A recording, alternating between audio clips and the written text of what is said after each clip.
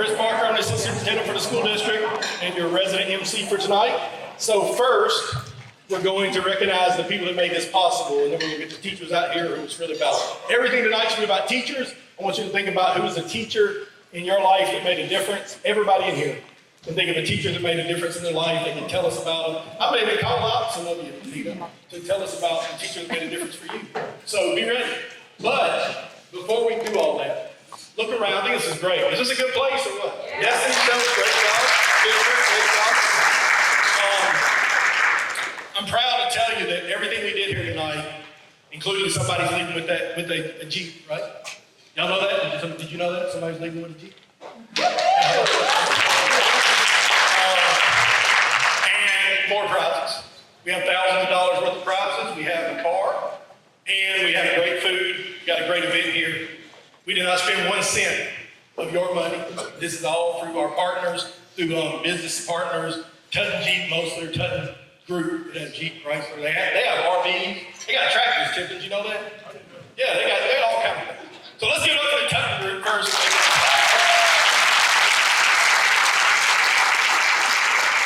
All right, now we're going to get started with the real reason why we're here. We got 6 excellent teachers. We have a lot of good teachers in our district, but 6 of them were identified as the teachers of the year at their school. We want to recognize them all, make it a big night for all of them. One of them just getting a Jeep, so the other 5, we like them too. So we'll take that at the end of the night. But first up, we got from Harmony Elementary School, Miss Beth Darnell. Get ready to sing along. Yeah.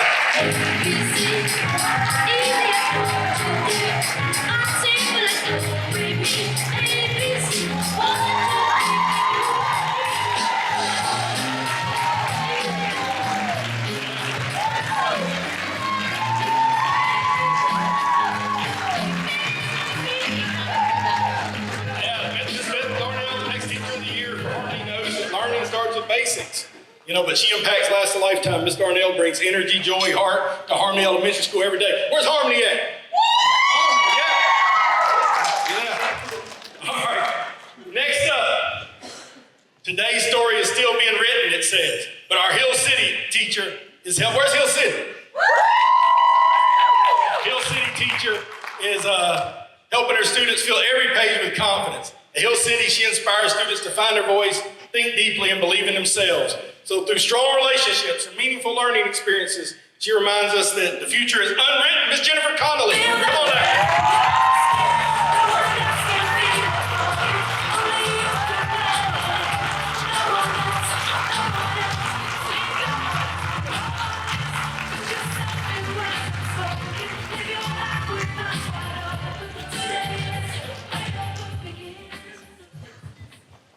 All right, next up. After 30 years serving our country, Mr. Nestor answered a new calling, serving students with compassion, patience, and unwavering dedication at Tate Elementary School. Where's Tate? Tate Elementary School, he creates a classroom where students are encouraged to grow, thrive, and truly be themselves. A soldier, a leader, and now an educator with a heart for students, Mr. Nestor Rodriguez.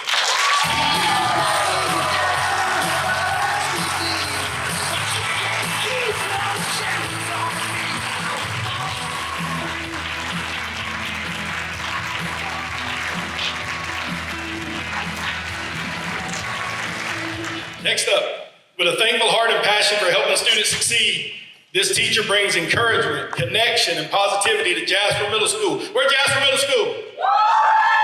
Yeah. She believes students thrive and feel seen, supported, and challenged, and her classroom affects exactly that. Tonight, we are certainly grateful for educators like Miss Elesha Frantz, making a beautiful difference.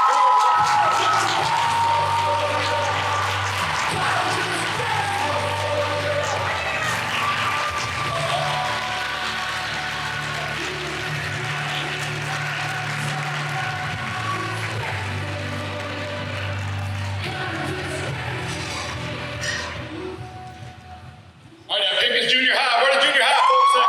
Yeah. Pickens Junior High, this teacher helps students count more than numbers.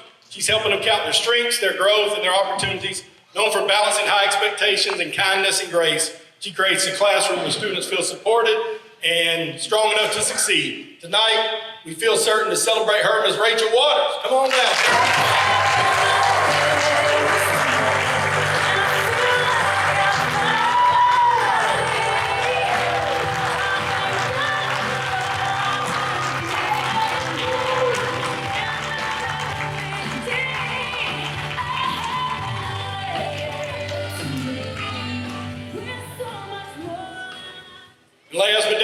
least, our high school, and the high school can feel a little vida loca, they said.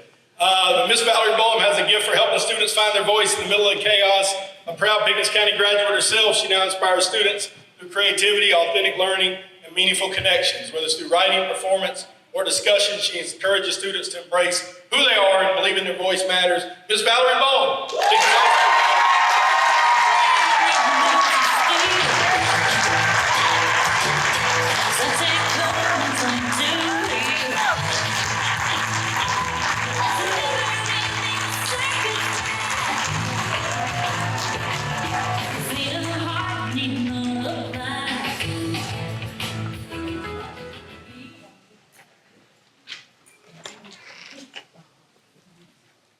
All right, at this time, I'd like to bring up the person that led this effort, not me, to speak for a minute on what we're going to do and the tone for the event. Let's get our Miss Destini Shope.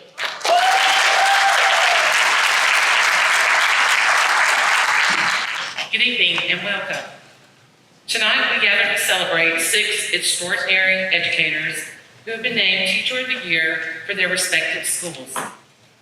Later this evening, one of these outstanding individuals will be named the Pickens County School District Teacher of the Year and will go on to represent our district in the Georgia Teacher of the Year 2028 competition.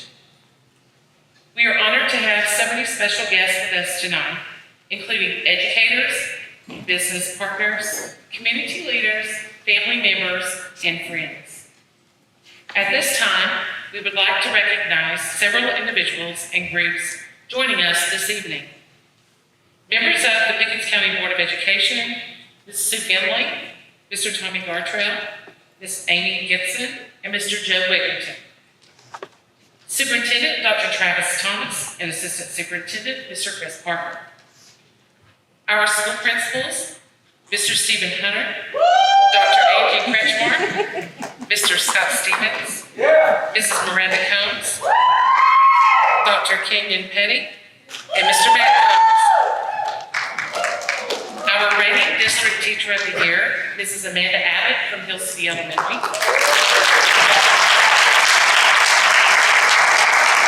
And members of our Teacher of the Year selection team who had the toughest job. Those that are here with us tonight, Mr. Chris DeMaio, Ms. Amberly Godfrey, and Ms. Heather Pence. Tonight's celebration is proudly sponsored by the Tutton Group, and we are grateful for their continued partnership and support of public education in Pickens County.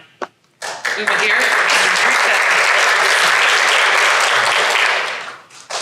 We would also like to recognize our Teacher of the Year gift sponsors who were listed in your program.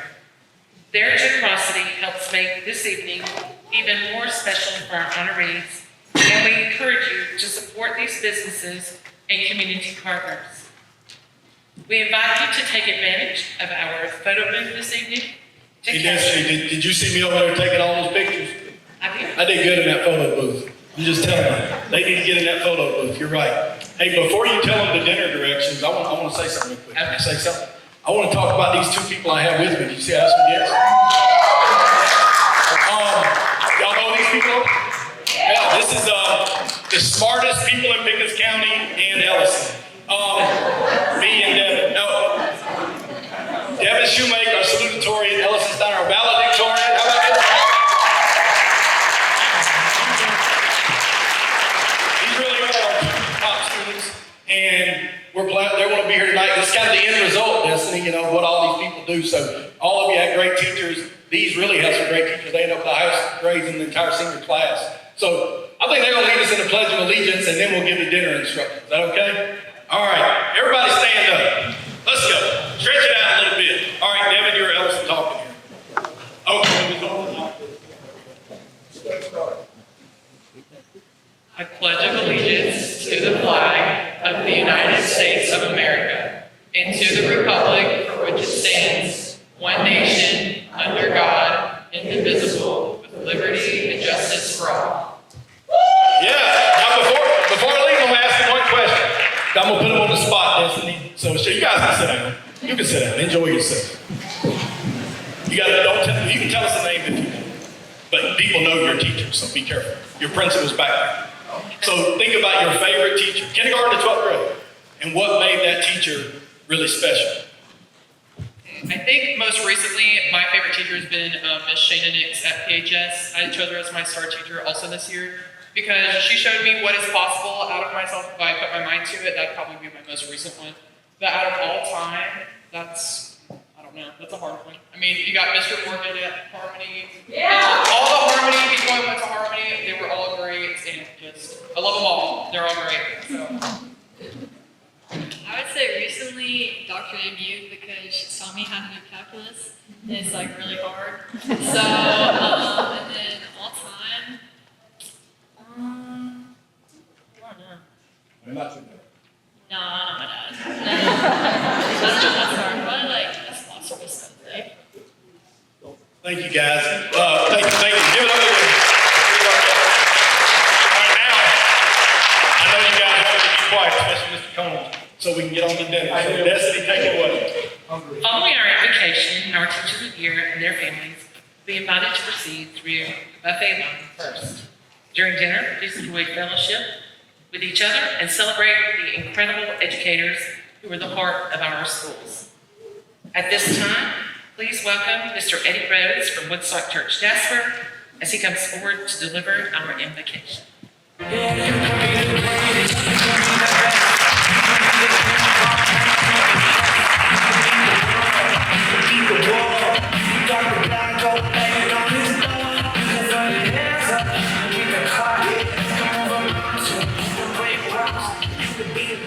Thank you, Dr. Thomas, distinguished guest. If you would bow with me in a word of prayer.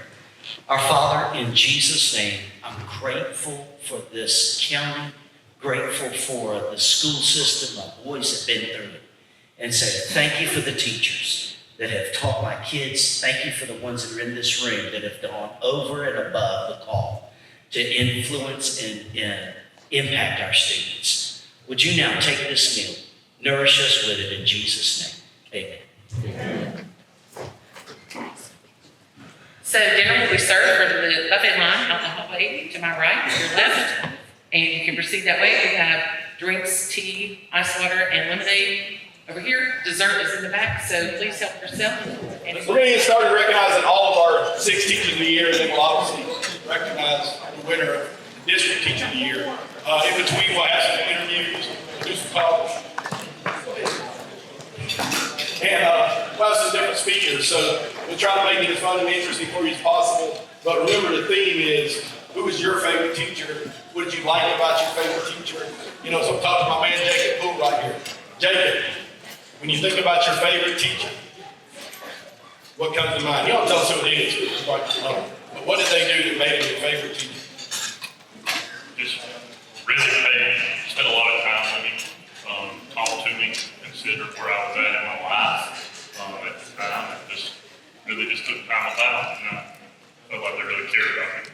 Awesome. Thank you, Jacob. That's what we got. Yeah, that's what we got here tonight. We got 6 teachers of the hundreds of good teachers we have. 6 of them here tonight that do those things. So thank you. The first group we're going to talk about is Harmony Elementary School. So Mr. Hunter, come on up here. We're going to talk about Harmony Elementary School. Where are my Harmony people at? Where's April? I know April's over there, yeah. All right, so Harmony Elementary School, Ms. Darnell, over here. We're coming to you, Ms. Darnell. We're going to talk about it. Ms. Darnell, unfortunately, has to go first every time. But we're going to talk to the teacher. We're going to talk to their principal. We're going to see a little video of them in action. And we'll do another one. So you can stand up, Ms. Darnell. Let's give it up for Ms. Beth Darnell.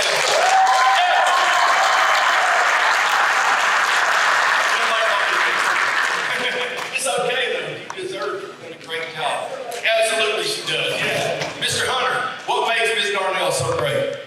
I don't know if we have enough time tonight to talk about what makes her great. But she loves her kids, and she values every minute of the day that she has with her kids. And there's just not any waste of time in her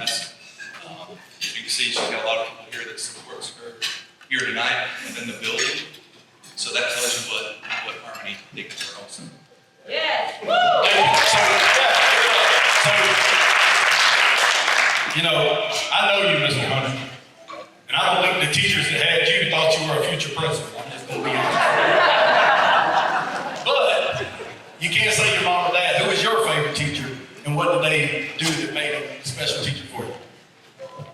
Well, on the other hand, you were a factor in selecting too. So, that's going down. All right. Who comes to mind was Miss Debbie Roper. When I was in high school, she was just, like Jacob said, always very caring and understanding of situations. And just took care of her kids, her students. They were Thank you, Mr. Hunter. All right, Mr. Darnell, you guys stand up here and let me slip off that easy. Talk to us about what made you want to be a teacher and what made you, when you were in school, really look up to a teacher. So I had a second grade teacher named Miss Boehm. She was only at Clayton Elementary for a couple of years, but she truly cared about us. She made learning engaging. Even back then, it was in the 80s, and I felt like it wasn't just worksheets and things. Even back then, she knew how to bring us in and motivate us. So I think she inspired me along with several other teachers today. Great, thank you. And you were in the, you know, Miss Beth Darnell. So you were in the 80s in elementary school. I was too. Mr. Stevens was still a principal in the 80s. How about that? Still here at Tate. And Tate's having a 100th birthday next year. And Mr. Stevens. All right, so at this time we're going to see Ms. Darnell in action. Take it away.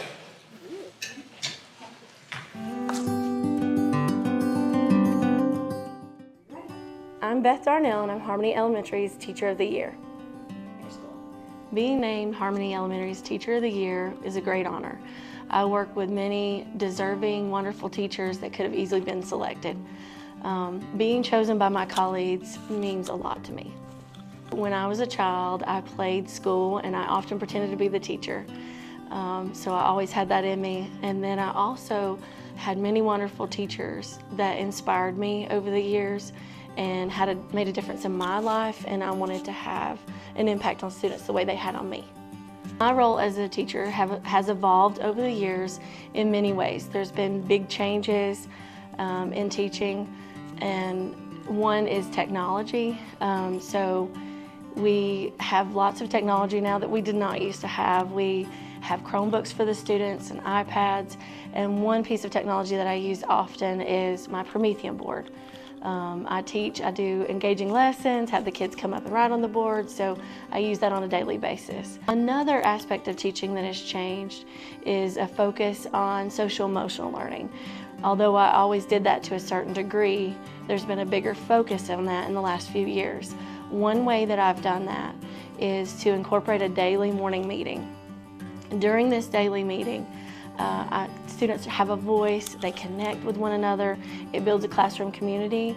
I also role play real life scenarios during this time so that kids know how to handle their emotions and express themselves if this ever comes up in real life. The most rewarding aspect is seeing growth in my students. When I see that tremendous growth with them and know that I played a role in it, it makes it all worth it. If someone were interested in the career of teaching, I would be honest with them and explain that it is a challenging job, but it can be so rewarding. I would also tell them, if they do choose to be a teacher, to find that healthy balance between professional responsibilities and personal lives. I have to remind myself of that one still to this day. Also, I would advise them to build strong relationships with both students and their families.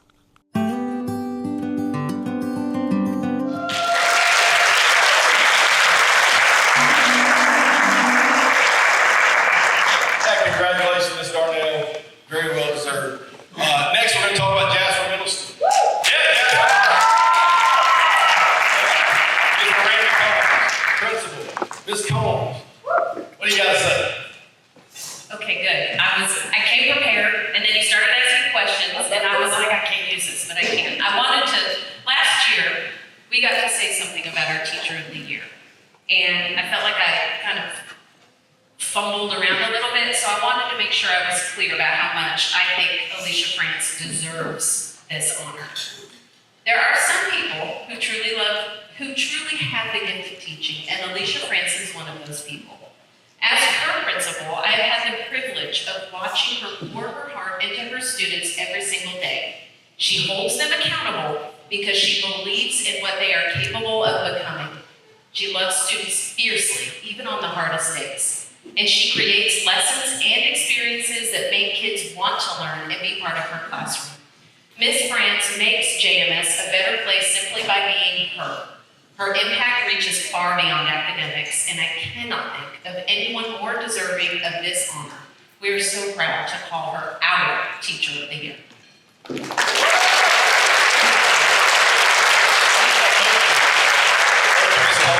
All right, Elesha, you gotta stand up now. We're gonna recognize you. You gotta get some attention.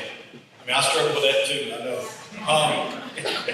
All right, so tell me a little bit about your favorite teachers and what made them special. You don't have to say their name, but what did you remember about them? Well, I'm not from here, so no one's gonna know him anyway. Well, you say their name. His name's Olin Cosgrave. Olin. Yeah. He was my ag teacher in high school. Okay, let me preface this by saying, when I was in 8th grade, I wasn't old enough to take driver's ed in 9th grade because my mother started me at 4 years old in kindergarten, so I didn't turn 17 until September of my senior year of high school. So I couldn't take driver's ed, and that only left ag. And I was not an ag girl. But I fell in love. He took a cheerleader that was on student government that didn't like dirt, didn't do things outside because it got sweaty.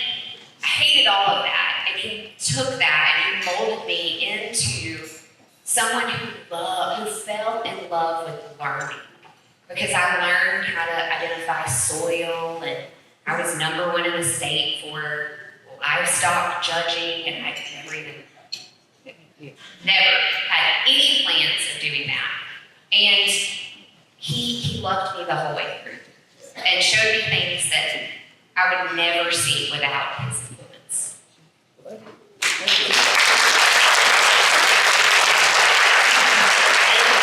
You know, we learned that you started school at 4, and it's really exciting to see you're not still bitter about it or anything. So let's see Elesha in action.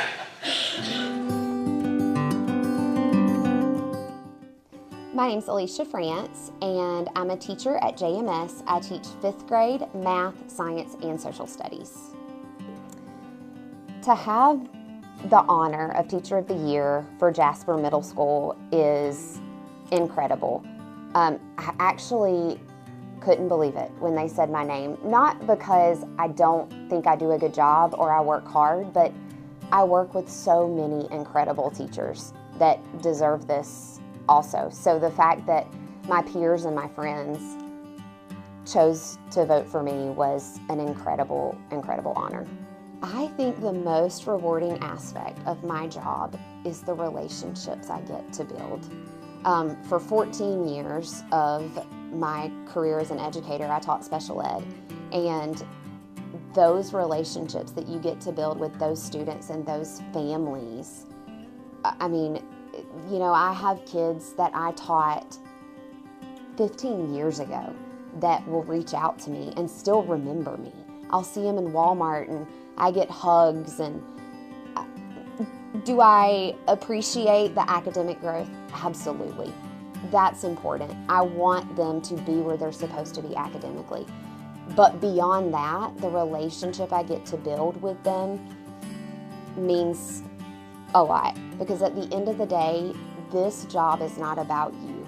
It's about the impact that you're making in the 20 to 30 lives that are sitting in your classroom day in and day out. And if you want to make a difference in the lives of children, then I would say absolutely be a teacher. Become a teacher.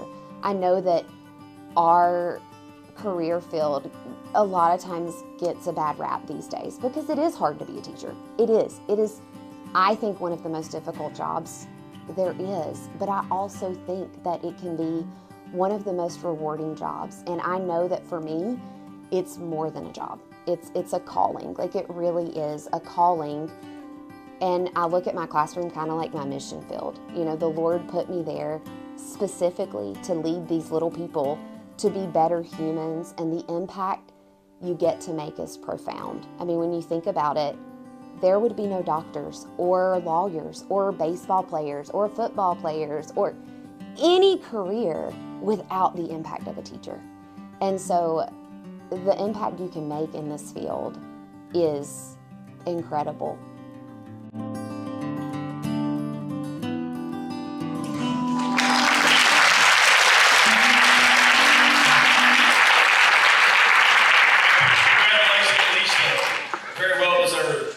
Jasper Middle School, Elesha, Frantz.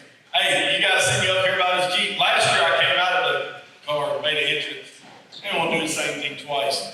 But what a great opportunity for our Teacher of the Year.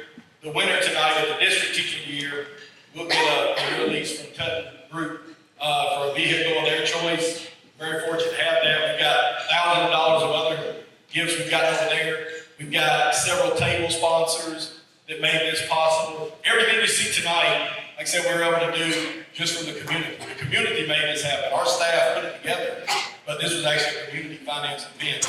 So we're very fortunate to have great partners, so many of them here tonight. But our title sponsor, our main man here, is Tutton Group, and we're really happy with our relationship with them. So let's watch a short video about them. We're going to bring up Mr. Tutton. Pickens County School District, I want to take this opportunity to say thank you to each and every one of you. As I prepared to put this video together, it made me reflect back to mine and how much impact each person made on my life. From the person that greeted me at the door, to the cafeteria helper that helped me, to the teachers that encouraged me, just study a little more, to the coach that encouraged me to push a little harder. Each of you impacted and shaped my life, and I hope you know you're still doing that today with our students as well as our community. Here at Tutton Group, my team and I would like to give you a special thank you with an additional 15% off on service and parts through the Chrysler Dodge Jeep store, the RV store, as well as the tractor store. We also have special incentives wrapped just for you for each of the sales departments. So again, thank you, and please continue the awesome work that you're doing here in Pickens County.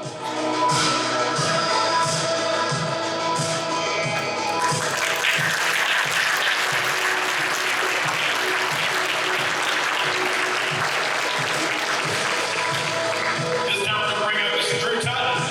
Drew Tutton.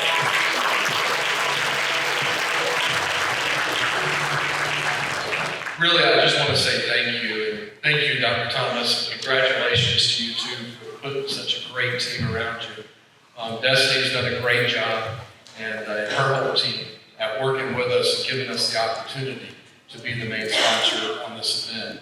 Last year was a great time, and to come and to see, we already knew, or already knew how close this community was, but every time I visit, it just reminds me of what it really is. When you see teachers that grew up here, educated here, and go on to be teachers and raising more people right behind you. As many of you may have heard before, supporting teachers and school staff is a deep personal to me. Growing up, I had a coach and I had a history teacher that really changed my direction. And they seen something in me that I didn't see at the time. And because of their impact in my life, I was able to change course and really change the course of my family moving forward. And for that, that's what ties me in. And for me and my people, our team, is truly a blessing to be able to do what we do for each of you. And tonight, what I'd like to do, we have a few employees that either they have kids that go here or they've graduated through Pickens County. If y'all would please stand just for a moment. And I just wanted to...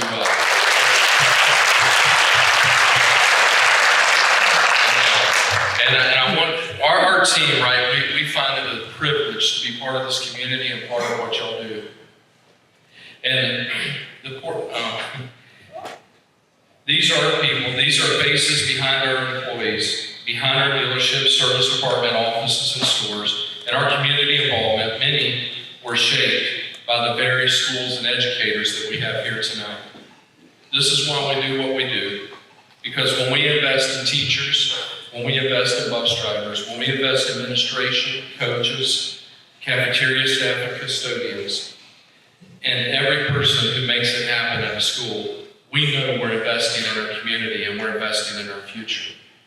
My hope is that we'll see many, not only just future graduates, but future business leaders, future business owners, future parents, future employees, and future teammates. And just as you see, we pray and hope that we have many of those teammates join us at Tutton Group. To every teacher and staff member here tonight, thank you for believing in these kids, for showing up for them, and for helping shape the future of Pickens County. We're honored to support you. We were proud to stand beside you in this incredible school system in this community. So I hope everybody has a great night tonight. Thank you.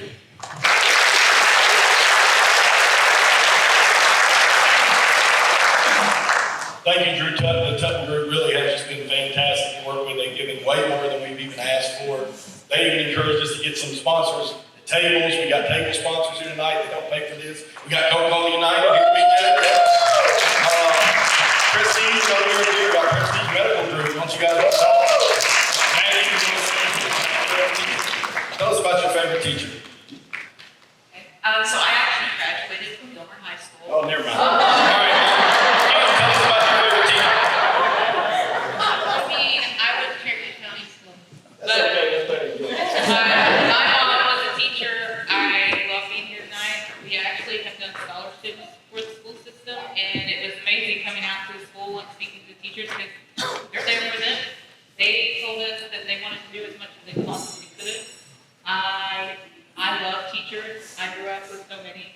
When my son got sick, those were the first people praying for him. So teachers you just don't know how you change a life over time. The teachers are great. Even in Gilmore, teachers are great. Just not in football. So go ahead and tell us that. My band director, he was always very sure to push me to my full potential, and he done a lot of great work for me in the 5 years that I was. 5 years? 5 years. You know, high school 4 years. He brought me up in 8th grade, so. Okay, that's what they told me. All right, next we're going to talk about Pickens Junior High. Where the junior high folks at?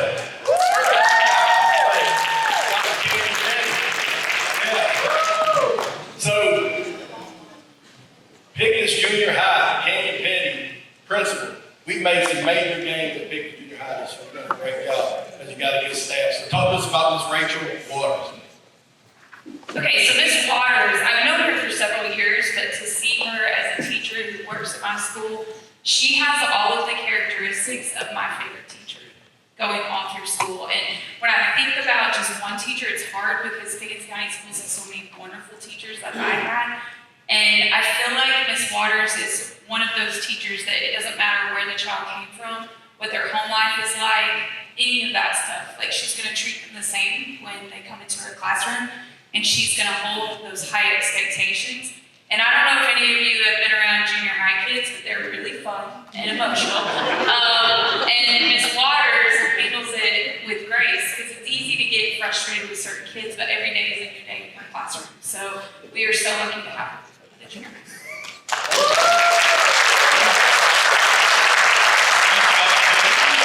Come on, Miss Waters, you got to stand up, man. You like me, you like the spotlight, I can see. What did you like about your favorite teacher? What made you want to be a teacher? My favorite teacher was my 6th grade reading teacher. Her name was Beth. My favorite thing about her is I'm not a reading person. I'm a numbers person, not my own words. But she took interest in what I was doing outside of school. And the one thing I remember is I just got my first puppy. And she got me, and I still remember this day, she got me a school sheet for my dog. And came in and got it to me. She didn't have to, but she took interest in what was going on outside of the classroom. And I still remember it. Thank you.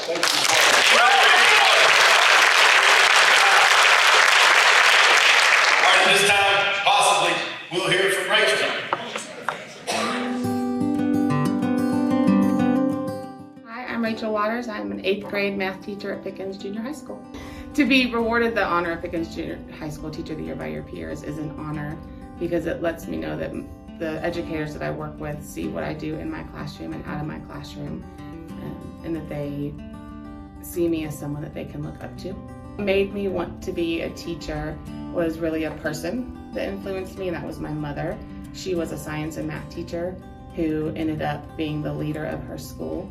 Her last few years, she ended her career being the principal at her middle school, and she was able to reach all different levels of students. She was good reaching the lowest students, and she was excellent at reaching the highest students. She was very patient with them, and she created a challenging atmosphere.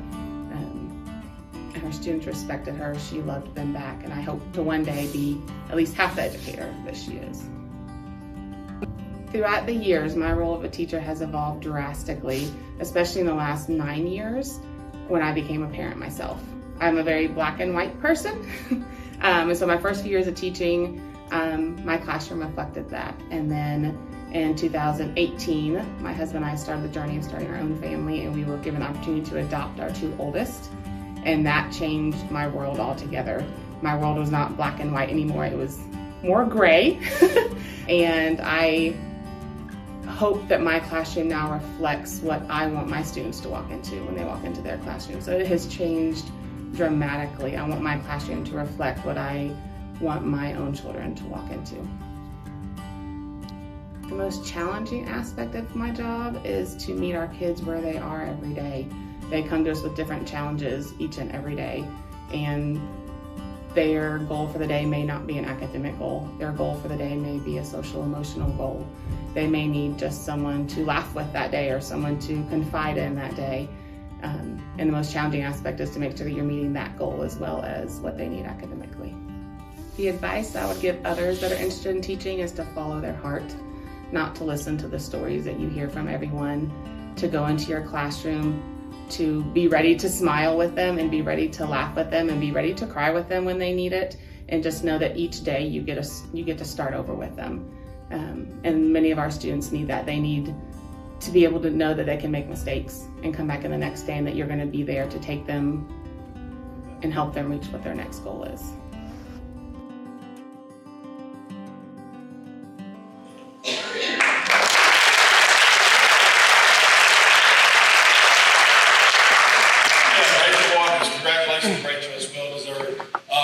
I'm back here in the back, and last time I was in this room with this many people, Morrissey, I was at Mardi Gras King.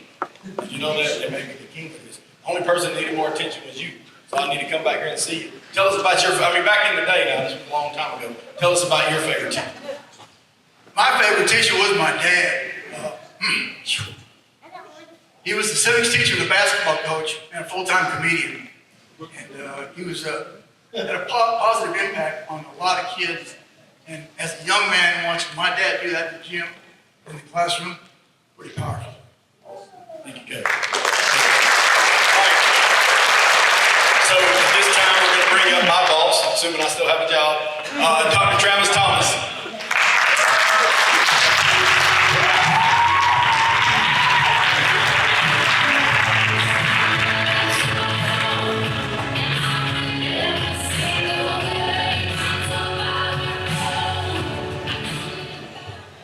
Good evening, my name is Travis Thomas, and it is my honor to be your superintendent here at Pickens County. What a wonderful evening this is. What a great way to celebrate excellence in the classroom, honoring our teachers of the year. And thank you, Ms. Boehm, Ms. Connelly, Ms. Darnell, Ms. Frantz, Ms. Waters, and Mr. Rodriguez for your patience, your commitment, and both your compassion and your passion. But most importantly, thank you for having the courage to answer the call to go into education. As Ms. Frank said a minute ago, education is a calling, not a job. At this time, please allow me to introduce a fellow educator who not only are we grateful to have on our team here in Pickens County, but also who is someone our teachers have gotten to know very well over the course of these last 2 school years. This educator will be serving as our keynote speaker this evening. Dr. Abby May is a dedicated educational leader who specializes in turning strategic visions into high-impact reality.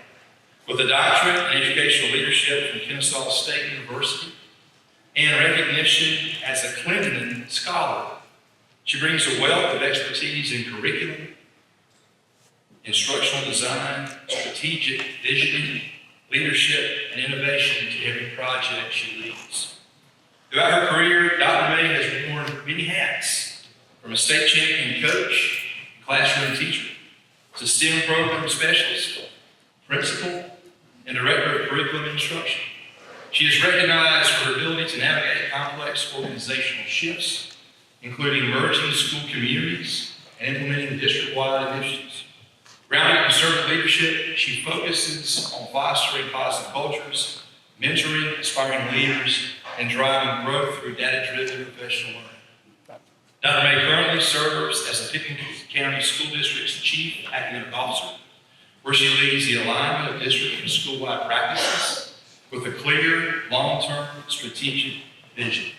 Whether teaching as an adjunct professor or designing multi-year implementation plans, Dr. May remains dedicated to empowering students and educators to succeed. Please join me as we welcome Dr. Abby May to the stage.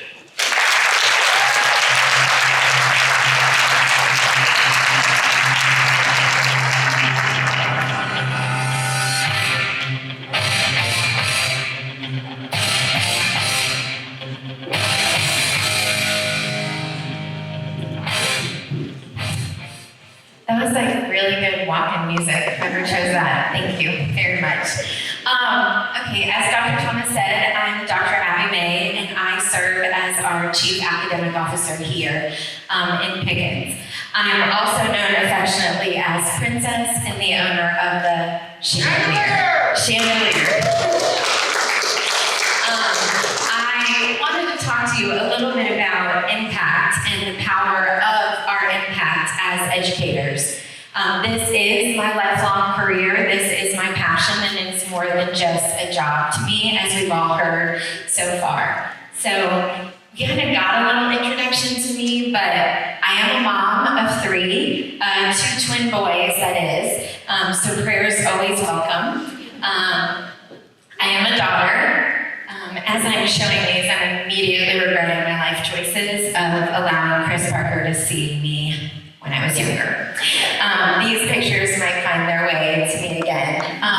So I'm a daughter and I'm a sister. My sister still kind of looks at me like that sometimes. I am an avid Buffalo Bills fan. Where is Mike Naiman? There we go. Go Bills. I'm also a lover of all things science. If you don't know who this is Dr. Neil deGrasse Tyson, and I had the pleasure of meeting him. And whoever took this picture was shaking as much as I was, because it was pretty much a great day. I am a state championship and a national championship cheer coach. I always say you can take the girl out of cheer, but you can't take the cheer out of the girl. So if you see me, I often say get excited. We do a lot of that in my office. I am a lifelong learner, and I come with the title of doctor now. And I believe in servant leadership and educational leadership as a whole. So I wanted to tell you a little bit more about my story and kind of how I got to where I am. Don't worry, we're not going all the way back to when I was born. Don't worry. And we're going to come back to this picture a lot, because this is really where, and every one of us probably has that moment in your life where you're like, this was it. This is the turning point. This is the time I realized what I was doing and if it was the right thing. So we'll come back to that in a minute. But I loved school, and I loved learning. I think I was reading the encyclopedia upside down. I don't know what this is, but my mom said I wrote on every board and everything I could. I think I thought I was going to be a teacher, but that's coming in a minute. I like to perform and get in front of people.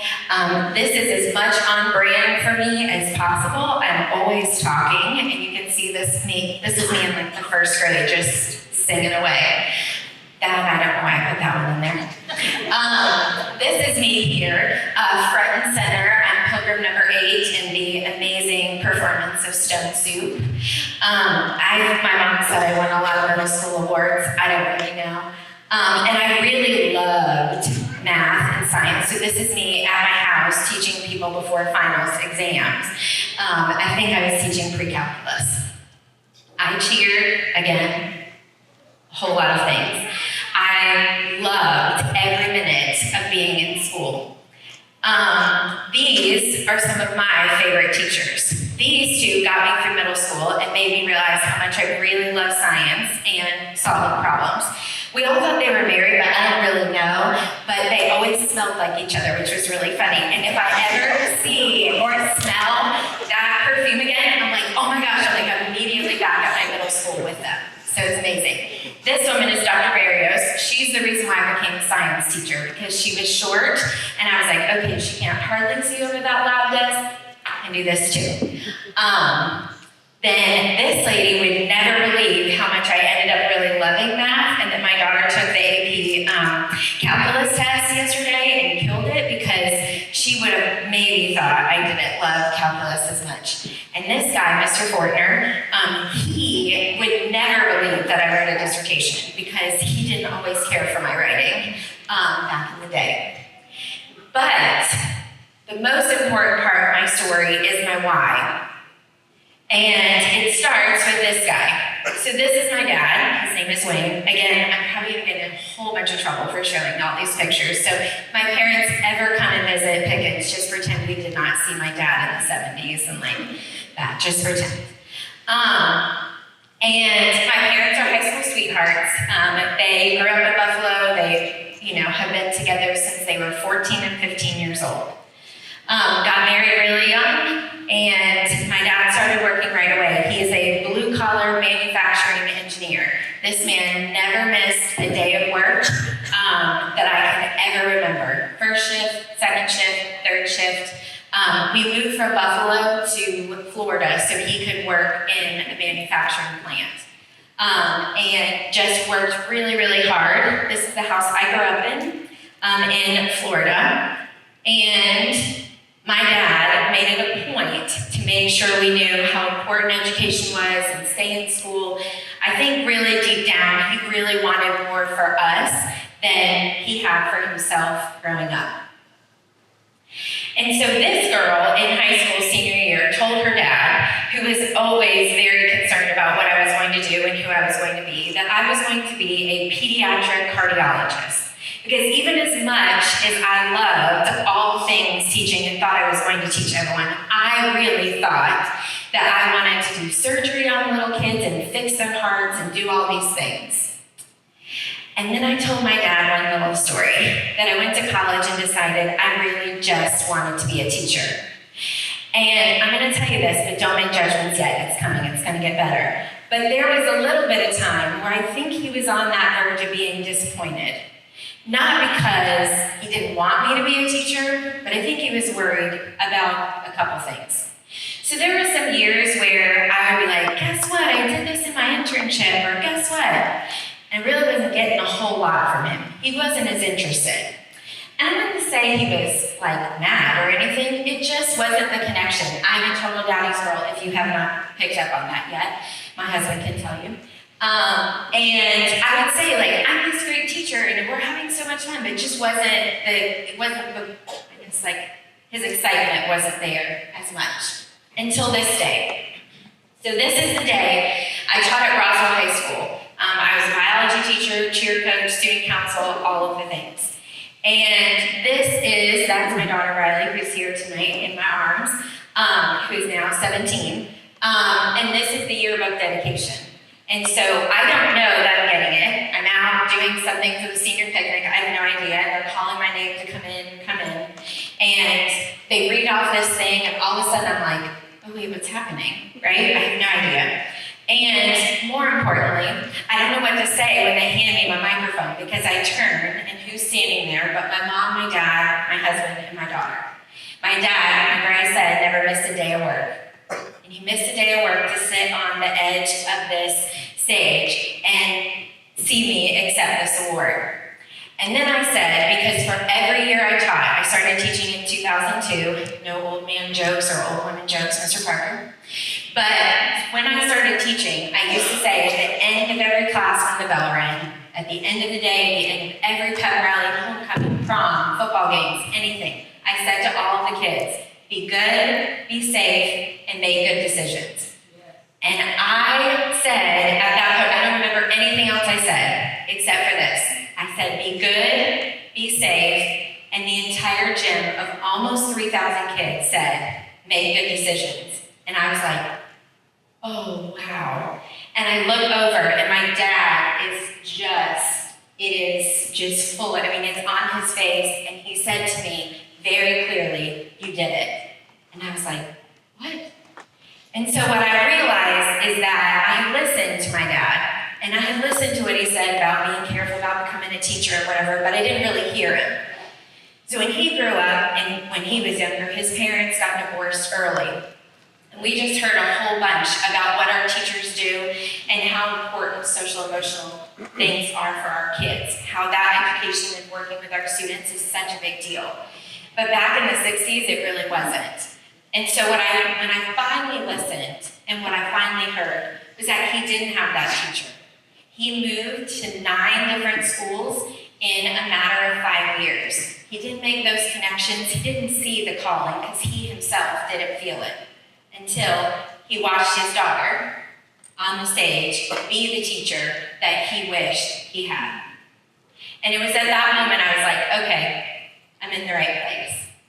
And so I made it even more my mission to really find all the connections I could and to continue to make impacts on students.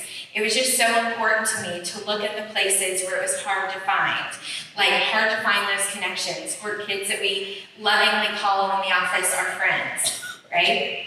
It was about things bigger than just what I thought it was when I started. I believe in servant leadership entirely. Building community within a school is such a big part because we just never know how big our impact is on the kids that we serve every day. I made it a point to be visible every day. My office was on a card. The kids knew exactly where to find me at all times.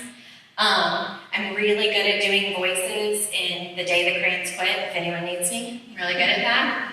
I learned on this day that you don't get on the floor with kindergartners on the second day of school because they sit on you and they lick you and they kiss you. So I learned really quickly about that. I spent a lot of time as a principal and a leader finding those spaces that the connections weren't made yet. This is my friend who wouldn't go to class for the first 2 months of school unless I walked him. And it was because I was the first one that opened the door on the first day of school. Oh, this is my friend that really loved doing Legos with me, and that was the only thing that could keep him calm during the day when he had some moments. This little friend's mom couldn't make it to awards day and he invited me.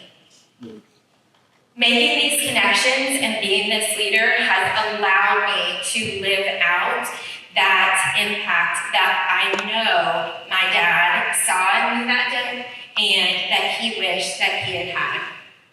Oh, this is my other friend. Oh, he was great. Every day, he would go to class and he sat on my lap and I rocked him and I sang songs to him. No, we're not going to do that now, but this is my sweet, sweet friend. So in doing all this as a leader and trying to live out what I said about my dad's, the impact of kind of that connection, is I started a group called Dr. May's Mod Squad. It was the Men of Distinction. Because what I noticed was that as I was making connections and kids would find their way to my office, there was a certain group of kids that really just needed to be connected. And they happened to all be boys. Boys that maybe needed some support at home, that they weren't getting, boys that needed connections at school. And so they became my Mod Squad. Look at them, like a rough and tumble little group. I loved them. I went to Reinhardt University. I was principal at R4, and I went to Reinhardt University and asked the football team, will you come and help make connections and make an impact on these students? And they said, yeah. This smelled so good when I went that day. It really did. It was amazing. So we got these football players to come, and their job once a week, they came during recess, lunch, or specials, and they hung out with these kids. Kids that needed that little bit of connection. And then on Fridays, anyone that was in the Mod Squad had to then give back and do some service to the school because service had been done to them. And so it grew and it grew. We've got lots of kids still in that program or a program similar to it. And I really think that's living out the legacy that I wanted to leave and the impact I know that we as educators are really challenged and charged to do. This is funny. This is me giving a etiquette lesson to a bunch of guys. It was really funny. And this program really is how, and I guess it's the best way to explain it, is truly my legacy for my dad, in that I really wanted to make that connection for him because he just didn't have that. I wanted to make sure that there were no more Wayne Pfeiffers that would go through their schools and not feel the power and the impact of someone like a really good teacher or someone that's a really good role model. And I hope I've done that in the course of my career. I think about it often. He's never, I've given this speech twice. This is time 3. He's never ever heard this. Maybe someday he will. But I think about it often in his legacy and our legacy and really the challenge and the wonderful part about being an educator and leaving those lasting moments. I think this girl that told her dad she was going to be a pediatric cardiologist wasn't really too far off, right? I'm a doctor and I work on kids' hearts, so it's kind of the same thing, right? I want to leave you with this, that I've told you my story, but I really think it's important to be less focused on our own story and more importantly, the impact we have on someone else's. I am incredibly blessed and honored to serve in this role and continue to impact students. I get to do it from a little bit further away, but I am all of our teachers in our schools are so welcoming, so I still feel connected and able to make that impact. And I've absolutely loved being a dragon. I'm starting to bleed green like nothing else. Love it. Thank you to the 6 of you. We share this honor with so many people that serve with us and teach alongside us, but tonight is your night to be recognized, to be celebrated, to be honored. You are recognized at your school for the wonderful things that you do, and we're just incredibly grateful. And with that, good evening. That's it.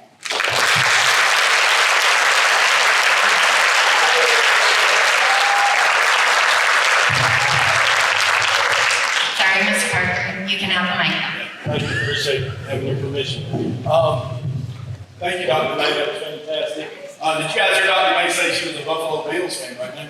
In Buffalo, they set up tables and people jump into the tables. Y'all know that? If y'all not look it up, the Buffalo Bills fans, don't they, Mike? They do. So maybe afterwards we'll set up some tables.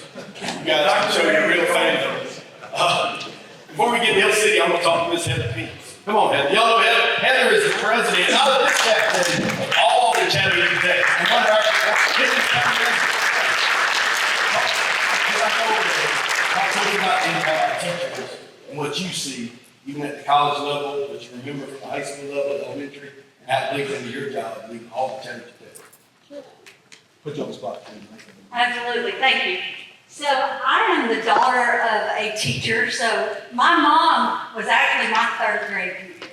So I have to say that she is the one who impacted me the most. Now, granted, I would not have told you that when she was sitting me beside the bad kids in class, because she knew I wouldn't get in trouble because she was my teacher. So I wouldn't have said it then, but I will say it now. But as far as the impact here, my kids came up through Pickens County Schools. I mean, I'm getting to sit with Christy Moss tonight, who I'm pretty sure they would both tell you were their favorite at high school. So, yes. So, when my kids came up through Pickens, I saw it.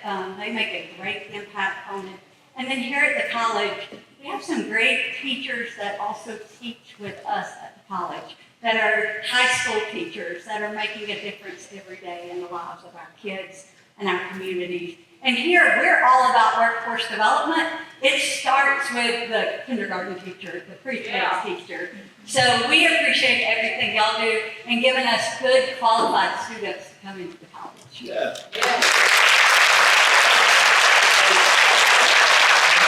In Heather's defense, I'm really not telling them. I'm just going up to her and handing them a mic. Right? The only person I'm not doing that to is Judge Weaver. I do not walk in there. But other than that, he's right as a fair game. Next up, we're going to talk about Hill City Elementary School. How about Hill City? For those of you that don't know, Hill City so Dr. Andy Kretschmar, you want to tell us about Miss Jennifer Connelly? It would be my pleasure to tell you about Jennifer Connelly. Miss Connelly was born to be a teacher. I don't know if she knows that about herself or not, but she was born to be a teacher. She can teach anything. We've asked her to teach anything. We've asked her to teach a math. We've asked her to teach ELA. She is just willing to teach anything and does a phenomenal job. But the most important thing about Jennifer Connelly is she understands that you have to start teaching with relationship building and loving students and making connections. And you do that a fabulous job every day. And your students learn from you, not only because you could teach the phone book if that's what you needed to do, but because they believe that you love them and they believe that you have their best interest at heart and they will walk on fire for you. So thank you so much for your dedication, not only to our students, your students who teach, but to our entire school. Ms. Connelly also serves on a member of our Lighthouse team for our initiative for Leader in Me, which is a huge initiative at Hill City that we're so proud of. So thank you for not only loving the students in your class, but every student in Hill City.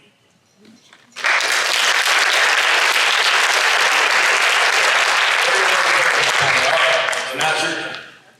Tell us what made you want to be a teacher? What motivated you to be a teacher? You don't have to tell like mom like Dr. Megan. You can go. Probably when I wasn't even stable. My friend Leslie was an education major. I was a political science major. Had no interest in being a teacher.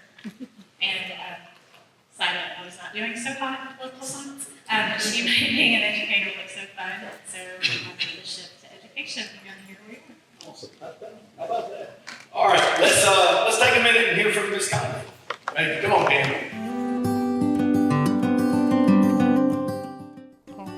Hi, my name is Jennifer Connelly, and I'm a 4th grade ELA teacher at Hill City Elementary.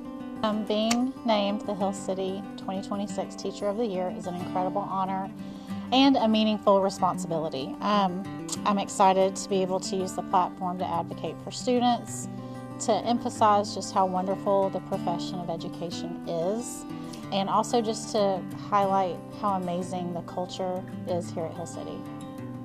The most rewarding aspect of being a 4th grade ELA teacher is watching students grow into confident, almost many adults who are learning to take ownership over their education.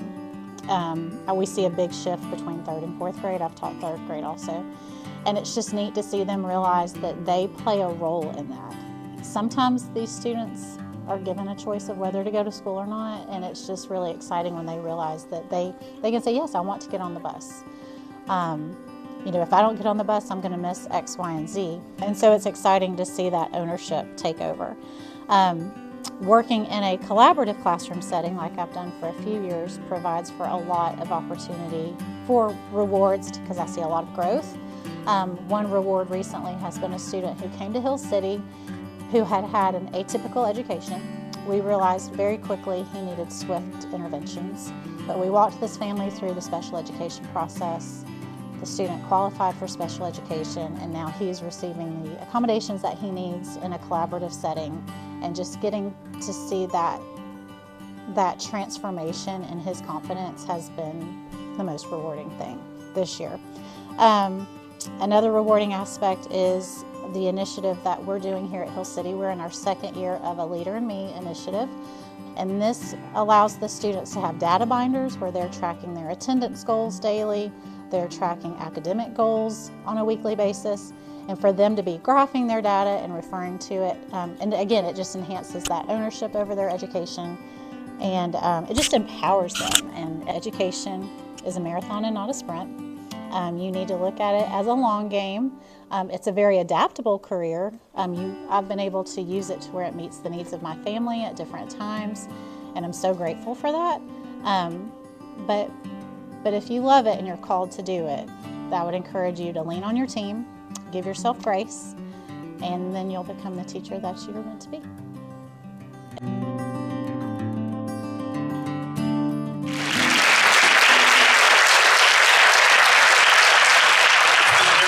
Jennifer Connelly, Hill City, very well deserved, Ms. Connelly. Before we go to the next school, I want to recognize some of we got Ms. Amy Gibson here, our board members, Mr. Tommy Gartrell, Mr. Joe Wigington here with us. This is our brain trust. If I still got a job for Mr. Dr. Thomas and I still need one from them too, so I gotta get over here and be nice. So, Mr. Tommy Gartrell, talk to us a little about your favorite teacher, or what you remember about your favorite teacher. Well, my favorite teacher, I think a lot of people probably said it's before with Miss Tate last night. She was fantastic, 9th grade English. And she took the time, as all the best teachers do. They take time to get to know you. They give a little bit extra, and they love you. And you know that they love you when you're in their class. And even now, I talked to her about 3 weeks ago on the phone. She called me, "How are you? I have kids." And that's just a relationship. A lot of these relationships will last the rest of your life and the rest of their child lives. And we're so grateful to have these wonderful teachers. And this board finally got your leadership that you deserve. And thank God.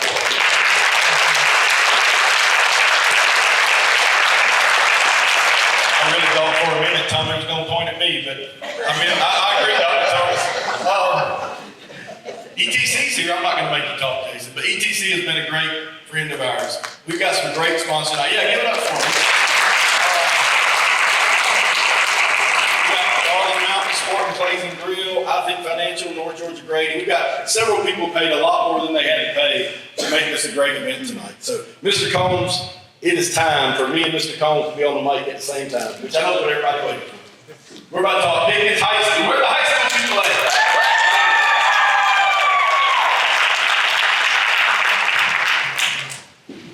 I think you should tell them who your favorite teacher is. Well, but you can't say yourself. I was thinking, when Tommy was saying that his favorite teacher called him on the phone the last 2 weeks, I was thinking, I don't think a teacher of mine ever called me on the phone. I wonder if that's my fault or those teachers' fault. But I think it's probably mine. But in Foley, Alabama, we did have some great teachers, and like Abby, my people didn't come from much, honestly. So, my teachers did encourage me to go to college, encourage me to do things. And believe it or not, I was a political science major like you. I didn't intend to be a teacher. But I did end up being one. There you go. So, Mr. Combs, tell us a little bit about Ms. Valerie Boehm. I think when we start, we got to start with her heart. She has absolutely one of the biggest hearts you will ever meet in a person. She absolutely cares about every single person that she comes into. Her light shines bright in every step that she takes. There's a saying that people don't care what you know until they do it care. And she does that for every person in our building. That means the teachers, her colleagues, her students, the parents, our custodial staff. And from that, she gives our students a voice. She gives them a place to stand. And I'm really excited to watch her move the world. So, Ms. Valerie, thank you.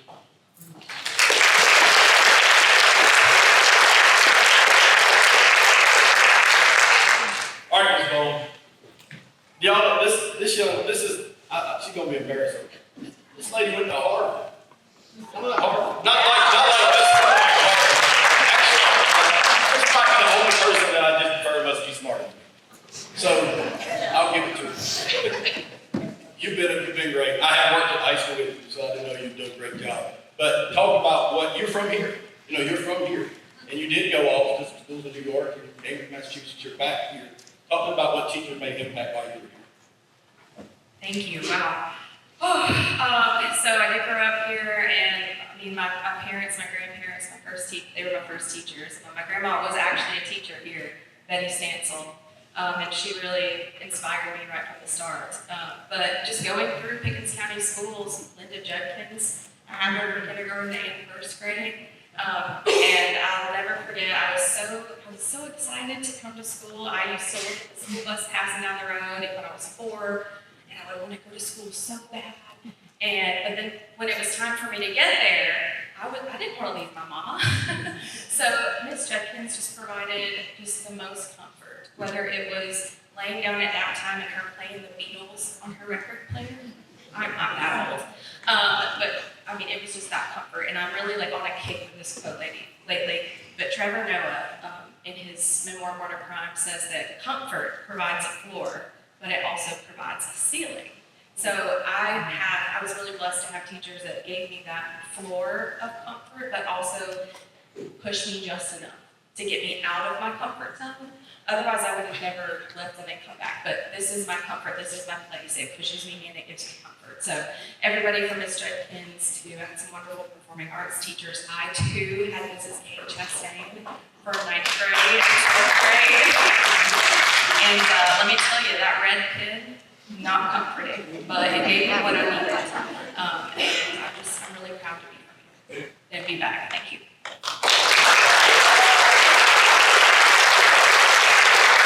All right, let's see Valerie in action.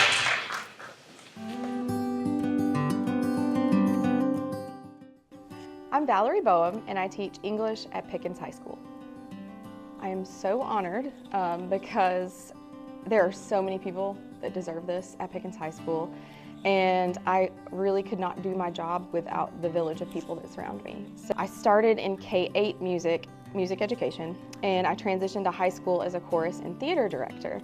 So now for the last few years, I've fully moved to English. So even though these roles, they look pretty different on paper, but the core of my work has always been the same, and that's really just helping students love learning, love collaboration, and I want to help them build their voice and express themselves.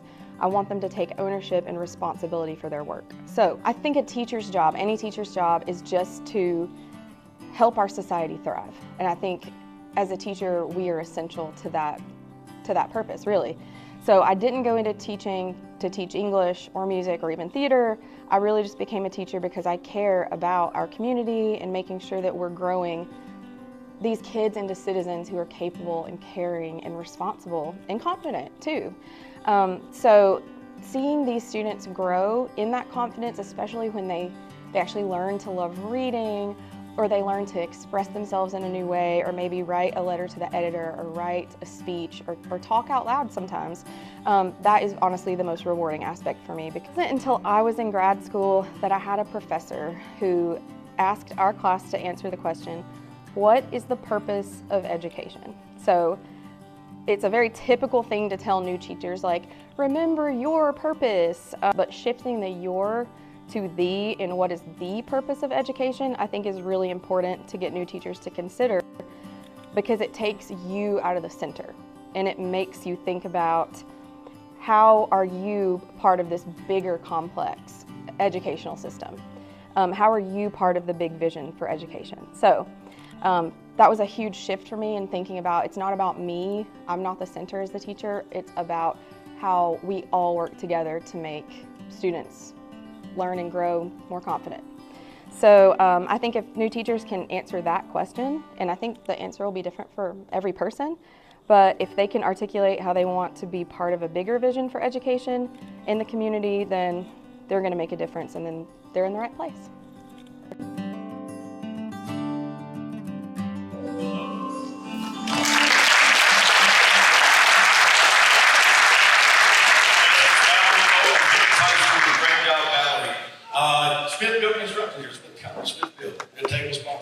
Appreciate you guys being here. At this time, we're going to bring up Destini Shope back up, our teacher and program coordinator, introduce our student speaker.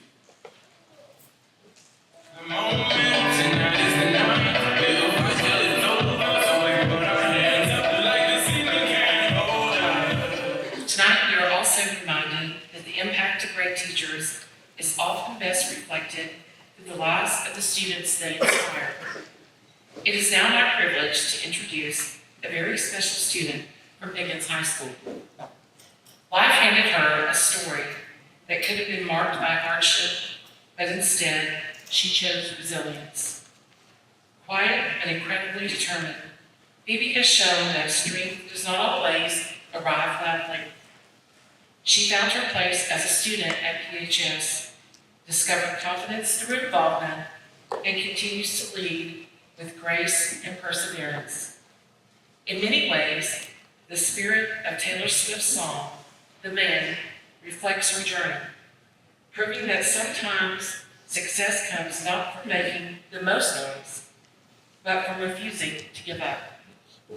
With plans to become a pediatric nurse, she hopes one day to bring comfort and care to children and families.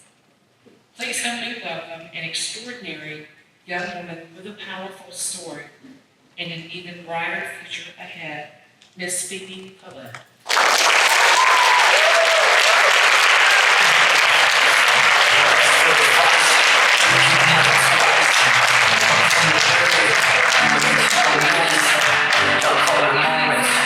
I call it life. One day while the light is glowing, I'll be in my castle golden, until the gates are open. They say that grief is just love with no place to go. When I lost my mom, that love felt like a heavy, silent weight that threatened me. I would wake up, and my joy for things that I used to love turned to dread. She was always there to watch me, cheer me on, and listen to me. After she was gone, everything felt far away and empty. For a long time, the easiest thing to do would just be give up, let the flags stay in their bags, and have the floor stay empty. But loss has a way of stripping everything back until you're left with one question. Who am I going to be now? Instead of giving up, I gave myself to the work. I turned over my grief to my passion. Across the floor, on the field, under the Friday night lights at Giant Stadium, everything else faded away. I would focus on my movements, dedicated to something more than my sorrow. I still felt lost without her, but for a solid 3 hours, 3 times a week, at practice, I could let it go and just keep. Then Friday night, football kicked in, or competition season would pick up, and the lights shone down on me. There's a rhythm to my tosses and a logic to a routine that I couldn't find anywhere else. The guard didn't give me something to do. It gave me a place to put my pain. Every drop of sweat, the bruises from the mat, and every hour of practice became a way to channel that love of no place to go. I learned that you don't have to carry your grief quietly. You can perform it, you can spin it, and you can transform it into your strength. I didn't get here. We all need someone who sees the potential in us when we can't see it in ourselves. Of course, I had my father and my sisters, but they had their own grief to overcome. For me, the person that was there to push me was our PHS band director. Ms. Klein, you believed in my ability, and you taught me resilience. You helped me find myself and reach out at the loss and reach forward toward my goals. You showed me that being a leader isn't about being the loudest person in the room. It's about being the one who shows up when it's hard. Your belief in me became the foundation I built myself back up on. You reminded me that even when the music stops, you keep moving until the performance is done. It's not the messing up that counts. It's the recovery after. One of the greatest lessons I've learned in this journey is that opportunities don't just happen. You create them for yourself. You don't wait for the perfect moment or for someone to hand you a win. You have to work hard and create those moments for yourself. You have to put in the time and understand what goes in the path to reach your goals, and practice patience and dedication. Success in guard and in life is built in the thousands of hours no one sees. It's the extra reps when your arms are tired, and the choice to keep going when the routine feels impossible. You create your own luck by being the hardest worker in the room. Ms. Klein, you helped me reach one of my proudest moments at PHS, becoming the first color guard member at Pickens High School to become Banquet. I felt seen for more than being the girl who lost her mom freshman year. I felt seen for being the girl. I felt seen for being there for the people around me, for helping out when it wasn't my place to have to go. I worked hard to show myself and others that I knew the world was still spinning despite everything that was going on around me. For a long time, I thought making my mom proud meant doing exactly what she would expect. We talked for hours at a time every day. She was my best friend. I thought that my life should look like our conversations, and it frightened me that I would want to do something or be something that we hadn't had a chance to talk about. But I realized that making her proud actually means living a life that is authentically mine. It means waking up and choosing to be happy for myself. I spin not because I have to, or because it's something that we had shared before she left us, but because I love it a lot. I work hard because I value my own potential. I know she is watching, and I know she doesn't want me to live in her shadow. I know she wants to live in my own life. I know if I could talk to her now, she would support my dreams. Every day I choose to give my best. I am honoring her because I am the best part of her legacy. So to anyone here who is carrying their own weight, don't give up. Give yourself to your passions. Create the opportunities you want to see in your life. Look forward towards your mentors and reach out and grow your relationships. Love the ones you have here with you deeply. Be true to yourself. We only get this one performance, and I tend to make mine count. For Ms. Klein, for my mom, and to everyone here tonight, thank you.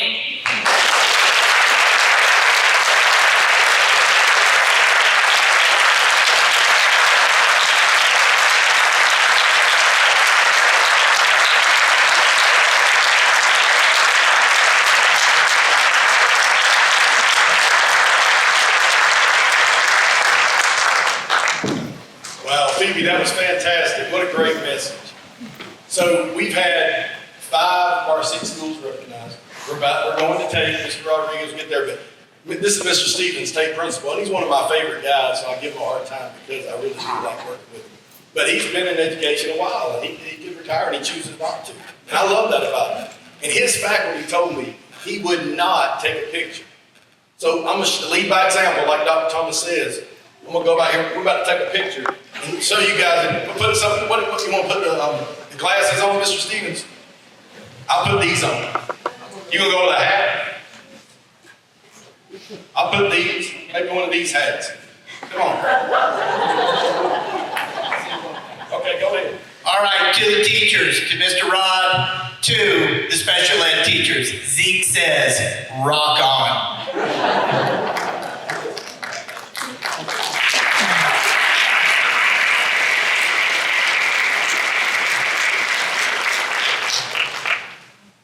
All right, now, just like the principal of the school putting on that silly outfit and the assistant superintendent, you too can get a picture if you would like one afterwards.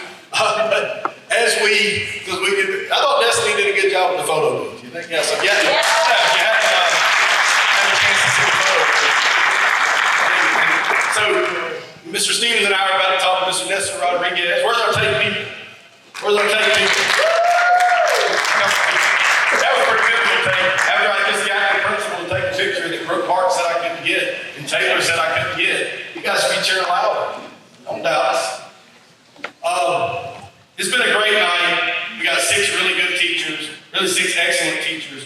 Only one of them can be the district teacher of the year, but we're really excited to recognize all 6 of them. So before we let Mr. Rodriguez talk, Mr. Stevens, joking aside, what makes Mr. Rodriguez great? Wow, I could say so many things, but I'll only hit the highlights here. Mr. Nestor Rodriguez, Mr. Rod, as we all know him, you know, he had an exemplary military career, 30 years. For those of you that are not familiar with the military, less than 1% of all enlisted personnel will reach the rank of sergeant major, which is exactly what Mr. Rodriguez did. During his time in the military, he won a Bronze Star for his service in Operation Iraqi Freedom. He also has 3 meritorious medals for his leadership. That's a career that anybody can be proud of, and I mean, that's his first passion. But then after that, after 30 years, he decides he has a second passion, and that's education. Wow, are we lucky. You know, I like to tell this story about Mr. Rod and what he's done for Tate Elementary School. My first year at Tate, to say that EBD was a challenge, was a tough place to be, we went through 2 teachers. To say it was a hot mess would be an understatement. Mr. Rod came to us. He turned the program around. EBD in the Compass Room is a great place to be these days. I like to talk about this one student as one of his just wonderful examples. This child had been in the EBD room pretty much his entire educational career. He was in 2nd grade. He could not read. To sit down with him one-on-one, he would quickly become frustrated. He would have a meltdown. He would go into crisis mode. He'd be on the ground in the fetal position, cussing you, throwing things at you. Just to say a challenge is an understatement. Mr. Rod was patient. He persevered, and he worked with this child. Within a year and a half, the student made such progress that he even got him to stay after school for tutoring. But the best part of the story is not that the child stayed for after-school tutoring, the parents did as well. Mr. Rod taught them as much as he taught the student. He taught them how to support their own child and how to teach him academically and to read. Unfortunately, the child left after a year and a half, but Mr. Rod had this child reading and wanting to come to school. That's what Mr. Rod does for us. Mr. Rod is transformational. He is an excellent teacher, and he is what makes Tate a great place. So, Mr. Rod, thank you for everything you do for us.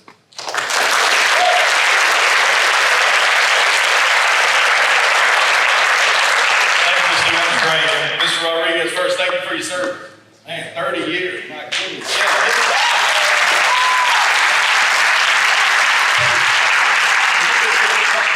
You did have a long career before this. What made you want to get into this?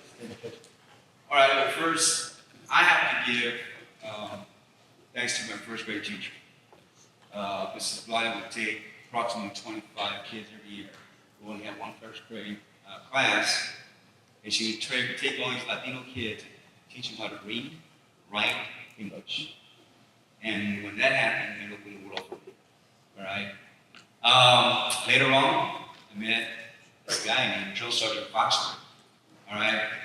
Who taught me everything about loyalty, duty, respect, self-service, honor, integrity, personal courage.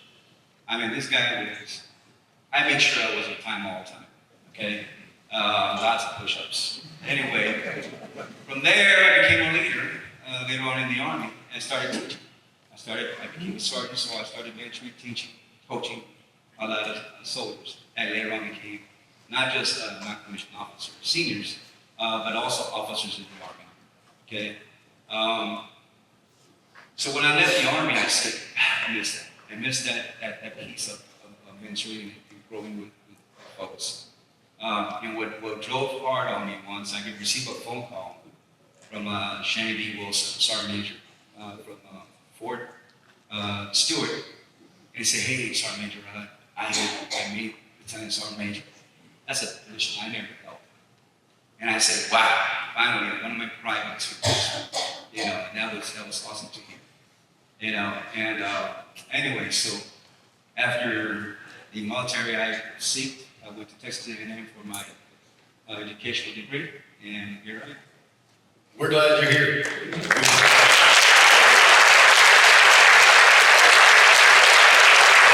see Mr. Rodriguez work.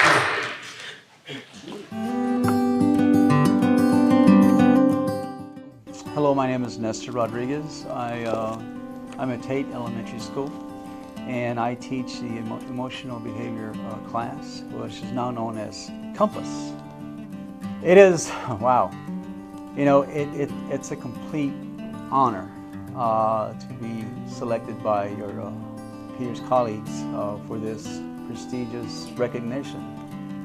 I had no clue this was coming to me, especially with the experts that we have in this building for education. I've been a teacher for public schools. This will be my 7th year. Okay, I did 5 with junior high school and then my 2nd with elementary. But a teacher, like I said, I was in the Army for 30 years, and 27 and a half of those years I've been teaching. And it's just something that I enjoy doing. I enjoy seeing growth. I enjoy seeing people achieve their goals. And I think one of the most rewarding things that happened to me was I got a phone call from Shannon D. Wilson. He used to be one of my privates who earned a position as a battalion sergeant major. And I was like, wow, you know, he went beyond me. The most rewarding aspect of my job is just seeing growth. Oh my gosh, seeing these young souls do things that they were not doing when they first came to me. Again, learning how to read, for one. So I'll give an example. I had a 2nd grader that did not know how to read. He was way behind. And with several tutoring hours, we got him to a point where he started to read and he was catching up fast. So that, just seeing the growth in students that did not have it is what I enjoy seeing. And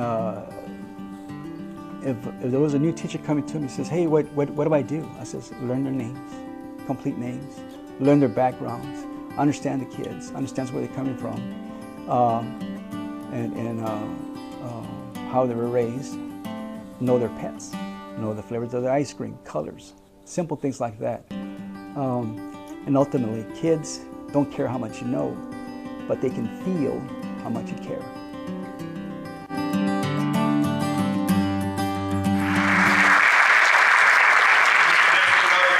Thank you, Mr. Rodriguez. Very well deserved. We got Renaissance back right here. Mila, can you believe all these good teachers? Amazing, yeah. We got 6 excellent teachers. We're really proud of all. We got a lot of good teachers, and I know the other day we had leadership Pickens at junior high and high school. Emily's here with the family, and we kept hearing how good the kids were and how impressed people were. Guys, go to the school. 95% of the kids are great. You know, the teachers are great. You know, there is a few things, but guys, we have a lot of good teachers. This is definitely 6 of them, but we have a lot of good teachers. And we're really proud to highlight these 6 today. One of them's gonna get a car. How about that, Destini? You know, what about your favorite teacher, Destini? Are you gonna say your mom? My favorite teacher was my mom. Yeah, how about that? Yeah, you can talk about her. Go ahead. I'm turning it over to you, Destini. Well, she was my 4-H leader, and she passed away a couple years ago. She, kind of the backstory, she was my 4-H teacher. My dad was single, and he kept trying to get me to fix him up with her. And I was like, she will not give me the time of day. And they celebrated just shy of 42 years being married before my dad passed away. She passed away shortly thereafter. So, but she was my favorite teacher. Yes, you know, that is awesome. I didn't know we had a romance too. That's good. Yeah, all right. Let's see. We're about finished, I promise. I'm almost finished talking, Destini. Go ahead. All right. At this time, I would like to invite all of our school-level Teachers of the Year to come forward and stand in front of the stage. As they make their way forward, let's give each of them a well-deserved round of applause for the incredible.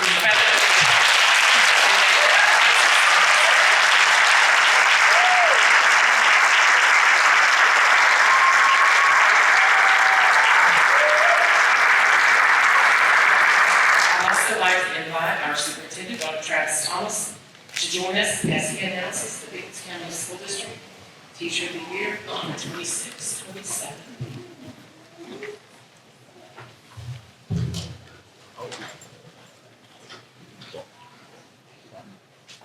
Thank you, Destini. And let's give a round of applause to Mr. Chris Parker for emceeing tonight.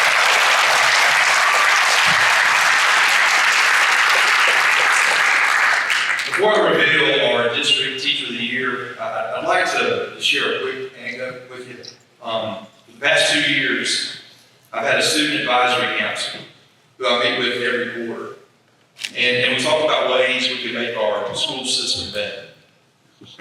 Ask questions, we have conversations, we share information. I do provide biscuits to make sure the kids show up those mornings. But at our last meeting last month, the very last question I asked these students was this one. Which teacher did you really connect with this year?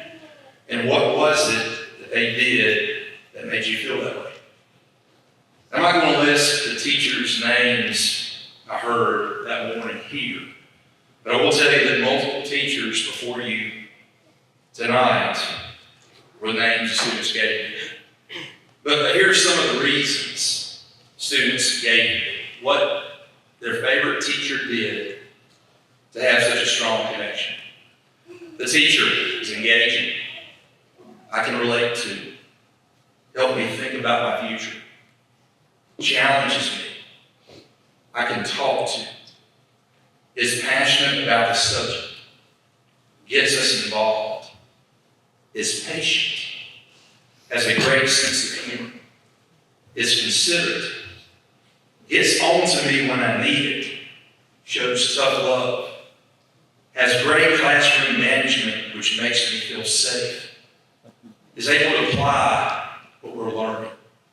And these are my 2 favorites. My favorite teacher is goofy, like me. That was none of these 6. I'll tell you that. But my favorite was this. My favorite teacher made me believe in myself and reminds me how talented I am. And that was from a 5th grade student. So as teachers, you do not necessarily know the impact you have on our kids, but make no mistake, it is there, it is present, it is very, very real. I believe education is one of the only professions where you can actually be somebody to someone. Let that marinate for a minute. To be somebody to someone. As parents and as spouses, we certainly strive to be that, right? Somebody for someone.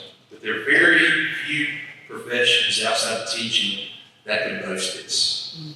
What a big responsibility that is, but also how cool is this to be able to say that. I made a reference earlier thanking these 6 teachers for having the courage to answer that call. Remember, education is a calling. With that said, we are commanded to walk worthy in the vocation in which we are called. And each of these 6 professionals do just that. Thank all of you for making better people and for positively changing lives. Let's give our 6 round of applause.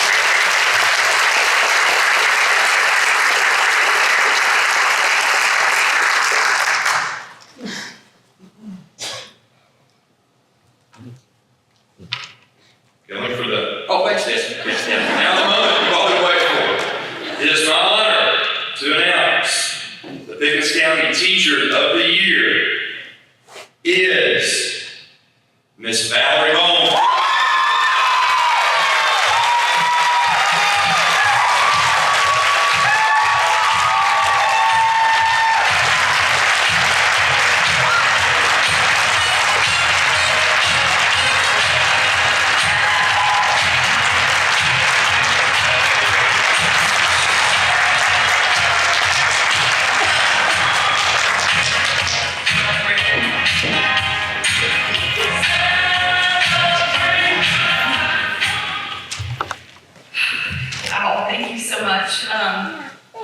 I had to go back and get my jokes about Chris Parker, so thank you for giving me that moment.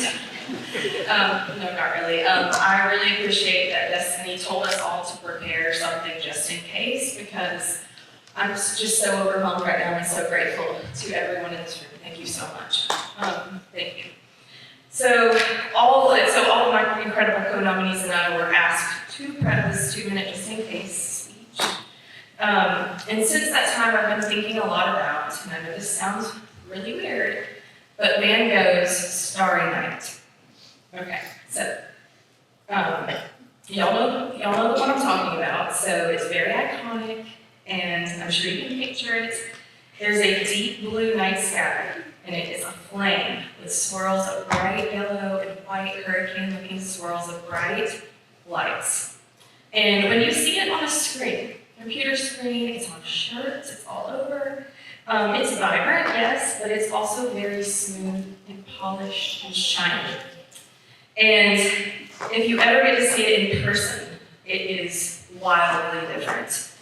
It's just full of these huge brush strokes that are textured and these deep, thickened brush strokes. And it's not perfect. It's kind of crazy looking, actually. But you can really see the unseen hours of labor that went into creating something so beautiful that really just does not come across when you're looking at it on a screen. And I really think that teaching is a lot like this. So from a distance, people often see the refined parts of teaching. They see the crafted messaging of our social media. They see our good AP scores, our EOC scores, the things that we all like to brag on. But up close, every teacher's work is layered, and it's got the unseen support of a village. So behind every success of mine are my children, my husband, my family, my amazing colleagues, and my community who carry pieces of this work alongside me every single day. So, to my kids, who've been very patient this evening, Bennett and Vivian and Mia, I love you all so much. Thank you for being patient with me as a mommy and a teacher. Mark, my husband, thank you for always listening to me and just your incredible support that you always give me. Mom and Dad, who are here tonight, thank you for the incredible, joyous Christian foundation you gave me, for the love and learning that you instilled in me, especially reading and music, and just everything that you gave to me. To my brilliant siblings and my extended family that are here tonight, thank you for always being here for me and being that constant village of support. I truly mean that I could not do it without these people. To my amazing colleagues who are also here, thank you for the shenanigans galore. Thank you for walking alongside me through so many chapters, so many changes in our school, from drama to chorus to ELA and beyond. I'm just so grateful for your friendship and just for everything that you've done to walk next to me through all these seasons. Thank you. To my students that are here in this room tonight, thank you for your energy, your creativity, and your humor. You are the reason that this work matters. And I'm endlessly inspired by your curiosity and your resilience and your potential. And I need that more every day, so thank you. Finally, to our school and our community leaders, thank you for making Pickens a place I am proud to call home, a place where I want to raise my children, and a place that I can trust to educate them. Thank you for the countless ways you invest in our teachers, our schools, and our community.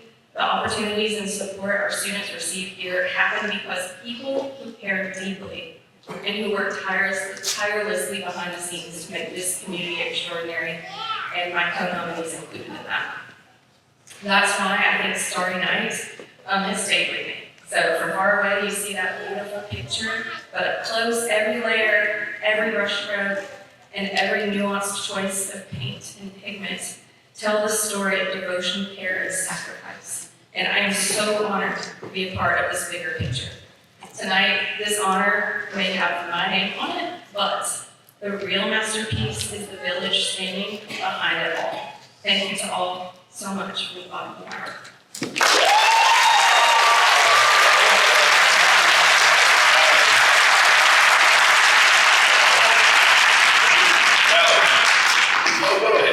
Okay. Do they know that they get a new car? I forgot about that. You let me have it. Just because I didn't tell you. Yeah, you didn't tell us jokes. That was the president. What all do we have for them, Destini? When we're over, we're going to, we have all these things here, right? The teachers of the year, please gather your things. What else are you going to give? Yeah, the centerpieces. Anything else for Valerie before I talk about centerpieces? So the centerpieces in your table, somebody on the table can take them home. Let's see. Whoever's birthday is the closest to today can have the centerpiece. Or whoever you need at your table, because I'm not taking anybody's birthday. But do not need those centerpieces here. We do not need 30 of those in the hall. So thank you so much for coming. Congratulations to all 6 of our teachers, especially with Boehm. What a great representation of our school district. Let's give one last round.